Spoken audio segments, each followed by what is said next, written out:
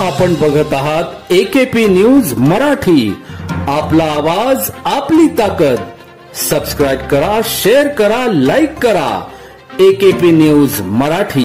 नाशिक पूर्व मतदारसंघातील अधिकृत उमेदवार प्रसाद दादा जमखिंडीकर यांनी बुधवारी 13 नोव्हेंबर रोजी जेल रोड परिसरातील राजराजेश्वरी मंगल कार्यालय येथे सायंकाळी कार्यकर्ता मेळावा तसेच महाराष्ट्रातील नाट्य क्षेत्रात उत्कृष्ट कामगिरी करणारे कलावंत तसेच विविध क्षेत्रात उत्कृष्ट कामगिरी करणारे यांचा कलारत्न पुरस्कार सोहळ्याचे आयोजन करण्यात आले होते.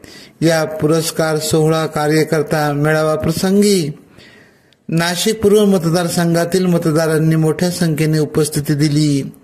तरुण तडफदार युवा नेतृत्व तसेच उच्च शिक्षित उमेदवार नाशिक पूर्व विधानसभेत क्षेत्रात निवडणूक लढवित असल्याने आपले नेतृत्व असल्याचे गौरव उद्गार यावेळी बहुजन समाज पक्षाचे महाराष्ट्र राज्य प्रदेश सचिव शांताराम तायडे, नाशिक जिल्हा अध्यक्ष अरुण काळे व बसपा पदाधिकारी यांच्या उपस्थितीत काढले.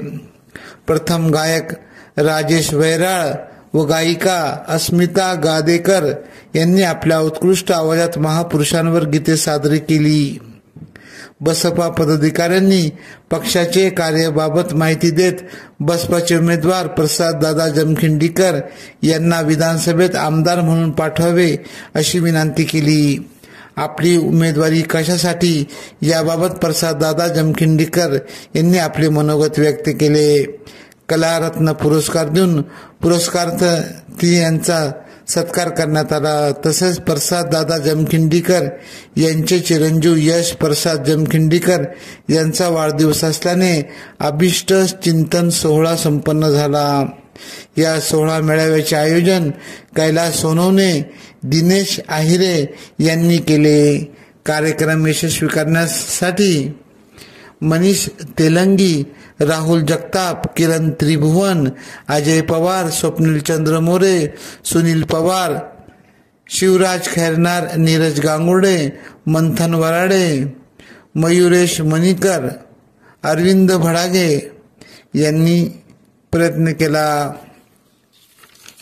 तसेच शेवटी या सोहळ्याची सांगता राष्ट्रगीताने करण्यात आली.